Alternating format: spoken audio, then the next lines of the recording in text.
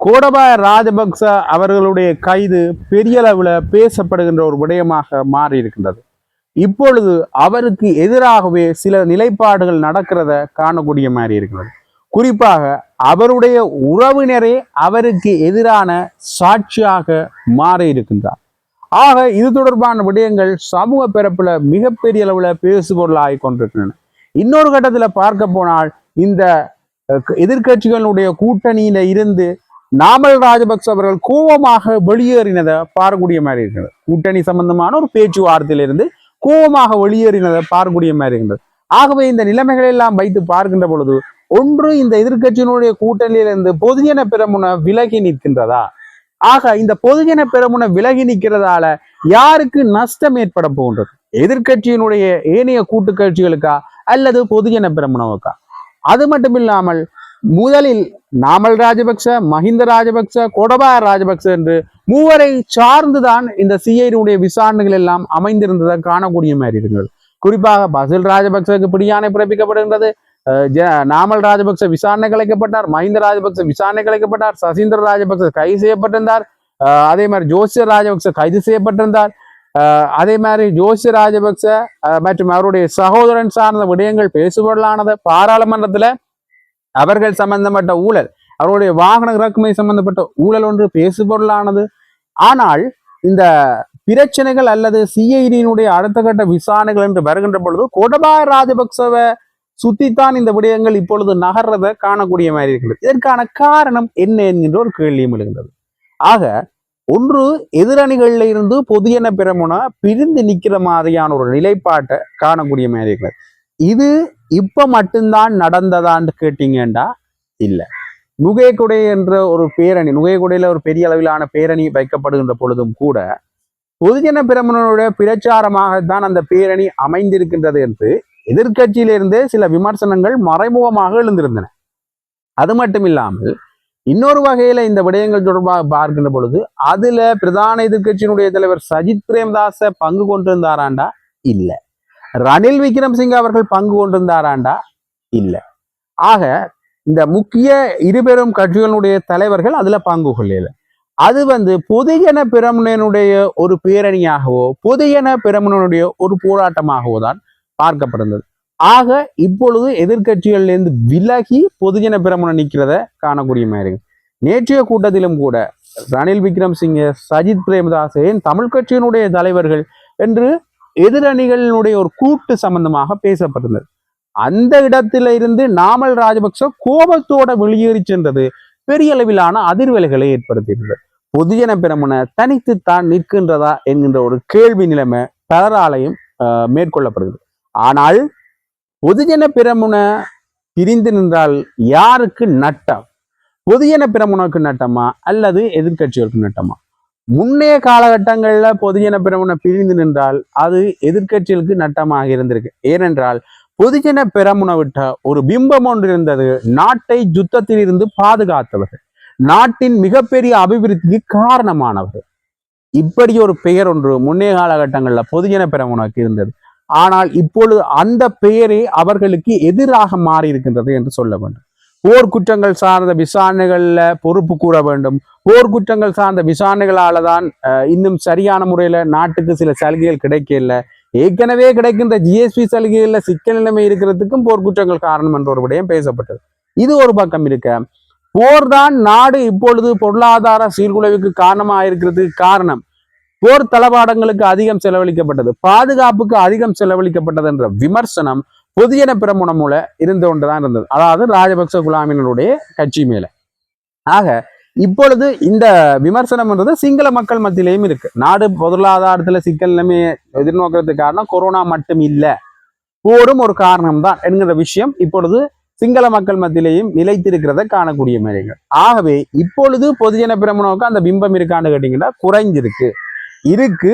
ஒரு சில பொதுஜன பெரமுன ஆதரவாளர்கள் அந்த பிம்பத்தை தக்க வைத்துக் கொள்வதற்காக பாடுபட்டு கொண்டிருக்கின்றார்கள். ஆனா இப்பொழுது அந்த பிம்பம் அவர்கள்ட்ட இருக்கான்னு கேட்டீங்கன்னா இல்லை என்று பெரிதளவு குறைந்திருக்குன்னு நேரடியாகவே சொல்லிடலாம்.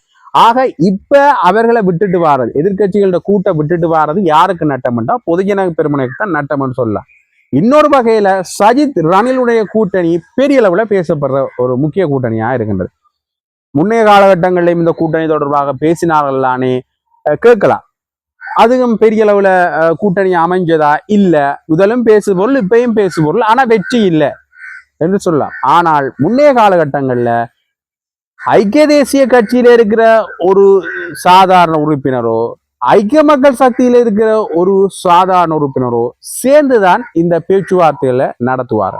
ஆனால் இப்பொழுது ஐக்கிய தேசிய கட்சியினுடைய தலைவர் ரணில் விக்ரம்சிங்க, ஐக்கிய மக்கள் சக்தியினுடைய தலைவர் சஜித் பிரேமதாச, இரண்டு பெரும் துருவங்களும் ஒன்று சேர்ந்து பேச்சுவார்த்தைகளை நேரடியாகவும், அதாவது பொது வழிகளிலே ஏனைய கட்சிகளோட இருக்க அந்த நேரத்திலே மறைமுகமாகவும் நடத்தினார்கள் என்கின்ற விடயங்கள் பெரிய அளவுல பேசுபொருளாயிருக்கிறது. முன்னைய காலகட்டங்கள்ல ஜனாதிபதி தேர்தல் நடக்கின்ற பொழுது இவர்களுடைய கூட்டணி தொடர்பாக பேசப்படுகின்ற பொழுது யார் தலைமை வகித்தல், யார் ஜனாதிபதி வேட்பாளர் என்ற கேள்வி எழுந்ததால் தான் இந்த கூட்டணியில சிக்கல் நிலைமைகள் வந்தது. ஒருவேளை அதுல ஜனாதிபதியாக யாராவது ஒரு தேர்ந்தெடுக்கப்பட்டிருந்தார், வேட்பாளராக தேர்ந்தெடுக்கப்பட்டார், இப்ப ரணிலோ சஜித்தோ ஆட்சியில் அமர்ந்திருப்பார்கள் என்றும் பேசப்படுகின்றது. அவர் பலமான கூட்டணி தான் இது. ஆனால் இப்பொழுது யார் இங்க வேட்பாளராக நிற்க போன்றார், ஜனாதிபதி தேர்தல் வந்தாலோ அல்லது ஏதாவது ஒரு தேர்தலை எதிர்கொள்றதுக்கு யார் தலைமை தாங்க போன்றார்கள் என்ற ஒரு கேள்வியோடு தான் இந்த கூட்டணி அமைகின்றது. ஆனால் மறைமுக கருத்துக்களின்படி ரணில் விக்ரமசிங்க தலைமையில தான் இந்த கூட்டணி அமையறதுக்கான வாய்ப்புகள் இருக்கின்றது. அல்லது இருவருடைய தலைமையிலையும் அமைந்து வேட்பாளர் சம்பந்தப்பட்ட விடயங்கள் வருகின்ற பொழுதோ தேர்தலை தலைமை தாங்கி நடத்துறதுக்கோ ரணில் விக்ரமசிங்க அவர்கள் பொறுப்பு வகிப்பார் என்கின்ற விதத்துல பெரிய அளவு பேசப்படுற ஒரு விடயமாயிருக்கு. அல்லது இருவர் சம்மதத்தோட மூன்றாவது நபர் ஒருவர் வேட்பாளராக வருவதற்கான வாய்ப்புகள் இருக்கின்றது என்று இரு விதங்கள்லையும் பேசப்படுறதை காணக்கூடிய மாதிரி இருக்கு. இதுல சஜித் பிரேமதாசனுடைய தலைமை தொடர்பாக பேசப்படாவிட்டாலும் கூட ஏதோ ஒரு வகையில அவர் இதற்கு முழுமையான சம்மதத்தை கொடுத்து விட்டாராம் என்று அரசியல் வட்டாரங்கள்ல பேசப்படுறதை காணக்கூடிய மாதிரி இருக்கு.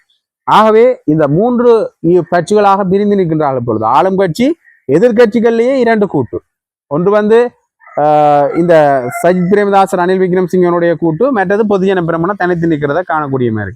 இன்னொரு விதத்துல தமிழ் கட்சிகளுடைய கூட்டு, அது பெரிய அளவு பெரிய பொது தேர்தல்களில் பெரிய அளவு செல்வாக்கு செலுத்தாது என்கின்ற அடிப்படையிலே பேசப்படுறத காணக்கூடிய மாதிரி இருக்கு. அதாவது ஜனாதிபதி தேர்தலில் எது எவ்வாறாக இருந்தாலும் கூட பெரிய அளவிலான ஒரு பேசுபொருளாக இந்த கூட்டணி அமைக்கப்பட்டிருக்கிறது. சரி, அந்த கூட்டணியில இருந்து பொதுஜன பிரமுன விலகி நிற்கின்றது. இன்னொரு பக்கத்துல பார்க்க இந்த பொதுஜன பிரமுனவில இருந்து கோட்டபாய ராஜபக்ச விலகி நிற்கின்றாரோ என்கின்ற இன்னொரு கேள்வி ஒன்று எழுதுறதை காணக்கூடிய மாதிரி. என்றால் இந்த பொதுஜன பிரமுனோட பலருக்கு வழக்கல் சம்பந்தமான விடயங்கள் பேசப்பட்டாலும் கூட பெரிய அளவிலான வழக்கை சுமந்திருக்கிறது யாருன்னு பாத்தீங்கன்னா கோட்டபாய ராஜபக்ச. உதாரணமாக இந்த உயிர்த்த நேர தாக்குதல் சம்பந்தப்பட்ட விடயத்துல பெரிய அளவில் யாருடைய பெயர் பேசப்படுகிறது என்றால் கோட்டபாய ராஜபக்ச. குறிப்பாக கோட்டபாய ராஜபக்ச சம்பந்தமான விடயங்கள் தொடர்பாக பார்க்கிற பொழுது அவரை கைது செய்ய வேண்டும் என்று பல சிவில் அமைப்புகளுடைய முக்கியஸ்தர்கள் பொது வழியில பேசுகின்றார்கள். ஊடக சந்திப்பை வைத்து நேரடியாகவே கோட்டபாய ராஜபக்ச உடனடியாக கைது செய்ய வேண்டும் என்று சொல்கின்றார்கள். ஆனால் அவர்களுக்குரிய ஆதரவு நிலைப்பாட்டை ஏனைய ராஜபக்ச சகோதரர்கள் கொடுத்தார்களாண்டா அங்கு ஒரு கேள்விக்குறி ஒன்று எழுகின்றது. ஏனென்றால் கோட்டபாய ராஜபக்சனுடைய மருமகனே அவருக்கு எதிரான வாக்குமூலம் ஒன்றை குறிப்பிட்டிருக்கின்றார். குறிப்பாக சுயஸ்வர பண்டார 2 சம்பளங்களை பெற்றுக்கொண்டார், அரசாங்கத்தினுடைய 2 பதவி நிலைகளில் இருந்தார் என்கின்ற குற்றச்சாட்டு சுயஸ்வர பண்டார மேல முன்வைக்கப்பட்டு அவர் இப்ப விளக்கமறியல்ல இருக்கின்றார். அது எல்லாருக்குமே தெரிஞ்ச விஷயம். அவருடைய விளக்கமறியல் கூட அண்மையில நீடிக்கப்பட்டிருந்தது. ஆக இந்த விடயத்துல சுயஸ்வர பண்டாரிட்ட வாக்குமூலம் பெற்றிருந்தது. அதே போல கோட்டபாய ராஜபக்ச மீட்டையும் வாக்குமூலம் பெற சொன்ன போது கோட்டபாய ராஜபக்ச வாக்குமூலத்துல 2 பேர் விடயங்களை முன்னுக்கு பின் முரணா சொல்றதை காணக்கூடிய மாதிரி. குறிப்பாக முதலாவது வாக்குமூலத்தை சொல்ற சுயஸ்வர பண்டாரா பர்சனல் செக்ரட்டரியா இருந்தார், அதுக்காகத்தான் அவருக்கு கொடுத்திருந்தது முதலாவது வாக்குமூலத்தில். 2வது வாக்குமூலத்துல சுயஸ்வர பண்டாராக்கு நான் அதை கொடுக்க இல்லை, அதை என்னுடைய மருமகனுக்காகத்தான் கொடுத்தேன், அப்ப அவர் செயலாளராக இருந்தார் என்ற விஷயத்த சொல்லியிருந்தார். அவருக்கு கொடுக்க வேண்டிய பணம் தான் மாறி சுயஸ்வர பண்டாராக்கு சென்று விட்டது என்ற ஒரு பெரிய அளவுல நம்ப முடியாத ஒரு விடயத்தை சொல்றேன். ஆக முன்னைய வாக்குமூலத்துல சுயஸ்வர பண்டார கொடுத்தார், 2வது வாக்குமூலத்துல மருமகனுக்கு கொடுக்க வேண்டியதான் சுயஸ்வர பண்டாருக்கு போயிட்டுன்னு சொல்றார்.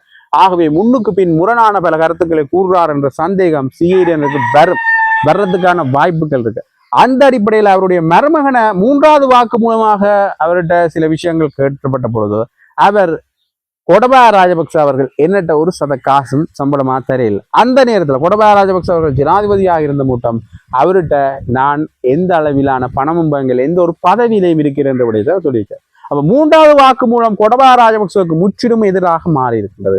ஆகவே கோடபாய ராஜபக்சவனுடைய உறவினர்களே இப்பொழுது கோடபாய ராஜபக்சவுக்கு எதிராக மாறி இருக்கிறத காணக்கூடிய மாதிரி இருக்கிறது. அது மட்டும் இல்லாமல் பெரிய அளவுல இந்த விடயங்களுக்கு கோடபாய ராஜபக்ச மேல முன்வைக்கப்படுற விமர்சனம் தொடர்பாக பொதுஜன பிரமுனவும் பெரிய அளவுல சிரத்தை எடுக்கிறத காணக்கூடிய மாதிரி ஒரு சில இடங்கள்ல கூறியிருக்கின்றார்கள். ஆனால் பெரிய அளவுல சிரத்தை எடுக்கிறத காணக்கூடிய மாதிரி இல்லை. ஆனால் மஹிந்த ராஜபக்ச அவர்கள் இந்த விசாரணைக்காக அழைக்கப்பட்ட பொழுது பெரிய அளவுல போராட்டங்களை செஞ்சிருந்தார் பொதுஜன பிரமுன ஆதரவாளர். விடுதலை புலிகள் அமைப்பினுடைய தலைவர் வேலுப்பிள்ளை பிரபாகரன் அவர்களுடைய படத்தை வச்சு நாட்டை யுத்தத்திலிருந்து பாதுகாத்தவர் ஒரு வெற்றி வீரன் என்ற அடிப்படையில் ஒரு போராட்டத்தை செஞ்சிருந்தார். ஆனால் இதற்கான போராட்டங்கள் இடம்பெற்றுதான் கேட்டீங்கன்னா கேள்விக்குறிதான். அண்மையில அவருடைய ரிட்மேன் தொடர்பாக நீதிமன்றத்துக்கு கோடபாய ராஜபக்ச அவர் அழைக்கப்பட்டிருந்தார். அது ஒத்திவைக்கப்பட்டிருந்தது. அப்பொழுதும் கூட ஒரு பெரிய அளவிலான துளங்களை காட்டல.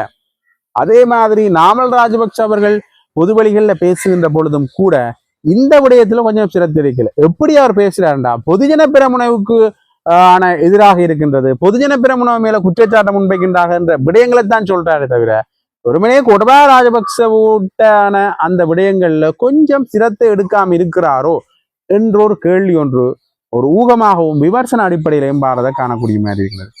ஏனென்றால் முன்னைய காலகட்டத்துல இந்த போர் சூழல்ல மஹிந்த ராஜபக்ச போரை நடத்தியிருந்தாலும் கூட பெரிய அளவிலான இந்த விடயங்களை செஞ்சது யார் என்றால் பாதுகாப்பு செயலாளராக இருந்த கோடபாய ராஜபக்ச என்ற விடயம் தான் பேசப்படுது. ஆனால் பெரிய அளவுல தேசத்தினுடைய வீரனாக யார் பார்க்கப்பட்டார் என்றால் மஹிந்த ராஜபக்ச.